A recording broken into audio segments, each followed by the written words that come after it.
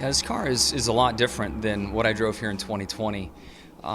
It is a fun car. I find the shifting, some of the technology that's on the car now, the suspension of the car, there's a lot of neat areas to work, and a whole new kind of drivetrain that goes with that. The experience in the car is semi-familiar. I'm very happy to be here today to get a better handle of things. I think the new tire, the sidewall profile of the tire, and certainly the aero balance of the car is dramatically different than what I've experienced before. I'm thankful that I had some sim time because I think I would have busted my butt if I just showed up here and tried to drive off of memory. So I found that to be very helpful and had a good day. I only had 3 sets of tires to work through, and we were as patient as we could be, but we're still done with an hour to go.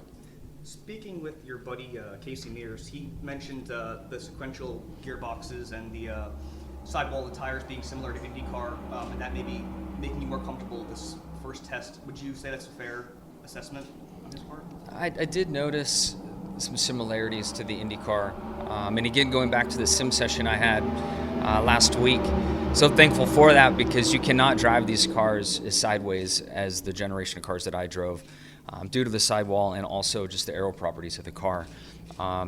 So it did all kind of play into what Casey spoke about, and I think that was helpful. But still, and I found this from being in the Garage 56 car here a little bit, an Indy car is so light and so small and such a high-performance vehicle, and there's just a style to drive a stock car. And driving the G56 car some, it's been nice to be back into my wheelhouse. And then, excuse me, today, I think the 5th or 6th time by was my fastest time in the car, and to be able to be on pace and to be with the group that quick, it was nice just to have that to fall back on and really instinctively drive the car instead of worrying about every little detail and where I put the car and how I use the pedals and the wheel like I've been doing in IndyCar for the last 2 years. Along those lines, those less side numbers, significantly less side numbers, were you pushing it? Were you trying to find that line, or were you just trying to get comfortable and make some laps, or were you really trying to find speed? Yeah, trying to work through it and find speed today. Again, sim helped. I understood some big no-nos to do with kind of where I put my hands and when I go to the throttle. So just making sure I was in the window of the slip angle of the tire there was very helpful. But ultimately, I wanted to get up against the limit today and get a feel for things. Still trying to define my schedule and what it looks like for 2023, and getting some oval experience here. Hopefully it can apply far and wide. I don't think what I learned here today will carry over to Daytona, and we know that I'm certainly racing there.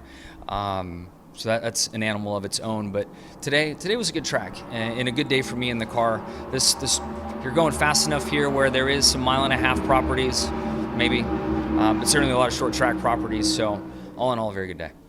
After 2 years of IndyCar, did it seem slow? Speed did seem different. There's no doubt about that. And then just the mass of the vehicle. Such a different feeling in a stock car with all the mass, trying to slow it down, trying to change directions, trying to use the throttle. Where the Indy car is so crisp and nimble. But that's been hard for me to sense and feel. So it was really nice to be back in a car that gave me some warning, gave me some cues that it's slipping and sliding around. Richard Petty said that you were going to be a rookie. I hope Do you not. feel like a rookie? In some respects, I did. They didn't have a yellow sticker on the back of my car, so I was really happy about that.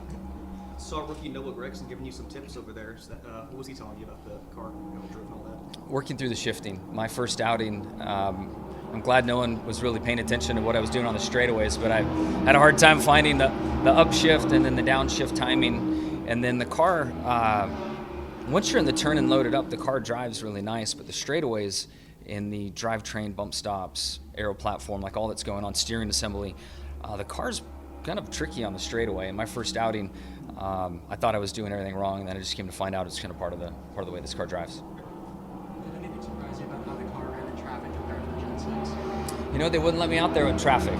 Evidently, I'm too much of a rookie in this sport to go play. No, ultimately, I was in the 22 configuration. The other team started in the base 23 configuration and then moved into some other changes, and they didn't want the disparity in speed and performance out there, so I didn't get a chance to feel it. I wish I could have, though. Yeah, I thought I saw you out there. But, Eric, our cars look real similar today. yeah. So with less races last year, they kind of said it was kind of a working process of getting another car, and it kind of took a while.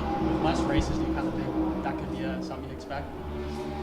Yeah, seat time's everything. Drivers, teams, you try to do what you can on the sim, but being at the track is where you learn everything. And to run a limited schedule with a team that's running a limited schedule, and we need to keep our expectations, realistic about the job ahead of us. It's a very competitive sport with a lot of great teams and drivers. So, but I assume that as I continue to get seat time in these cars, I'll understand where to find speed and continue to make myself more competitive. In terms of the safety, I know they had a lot of modifications for the fires and some concussions. Did you notice anything when you were driving that you noticed, okay, this feels a little bit more safer? No, thankfully I didn't test the wall out either, or the chassis to see what that feels like. But I, like everyone else watching last year, was surprised to see the injuries that were created by what looked like to be pretty minor incidents. And I know NASCAR and the teams have worked very hard to make changes for the 23 season. I hope that somebody else tests them out and tells me that it's improved versus finding them out on my own. But for what I went through today, I didn't get any of those moments. And why did you decide to come back? I may not have said it publicly, but I always felt like 23 would be a year that I would try to run some Cup races, or maybe the double was certainly something I've had my eye on. As last season came to an end and the start of this year, there's just been a lot of unique opportunities presented to me. I'm going to really stay focused, I believe, on the NASCAR side and trying to drive in the handful of races that I will here, be involved with the team and try to help our two drivers out. So it all came together so late. I wish I had my schedule truly mapped out, but we're hopeful to get that done here in the coming weeks and know which races I'll run in. I think IndyCar is the door's probably shut. I'll know soon. I'm certainly hopeful to get to Le Mans, and I've been helping develop the Garage 56 car and hopefully get the invite to do that. So my calendar's still up in the air, but I always felt like I'd come back and have a little fun in a Cup car. I just never saw myself coming back as a team owner, and that's really been the amazing opportunity, and so thankful that Maury Gallagher is open to this idea. We've done a lot in just a few months since I was here announcing, and it's going to be an exciting year for us. And I know as a team owner, you said you were very hands-on. Does that change the way that you drive the car, where you're really seeing everything from the other side? It didn't cross my mind yet. I imagine when I see the invoice go out for a new clip or something down the road, that might change my mind, but so far I still was driver Jimmy in the car and didn't think about that stuff. So is the double pretty much off the table? It's not off, but I'm going to know here real soon. It's close. There's just too many. There's a few moving pieces with the Garage 56 opportunity, sponsorship, timing, and where that all sits. I don't have clarity just yet, but hopefully very soon. And first time working with Todd Gordon, why did you choose him, and what did you learn about him today? Todd's a true professional. Clearly his stats speak for himself. And trying to find somebody to really help fit in, work with me, and also help the organization, Todd's a perfect candidate for that. So we're very excited to have him on board. I think that was big news yesterday to announce that, and look forward to his fingerprints working their way around our organization and making us better and stronger. Does this test make you feel any better about making the Daytona 500, even though it's not applicable? No, I wouldn't say it's changed anything for me relative to the 500, but to now drive the car and get a sense of it, to work through some minor changes that were allowed through the testing procedure, and compare those to changes that Eric made.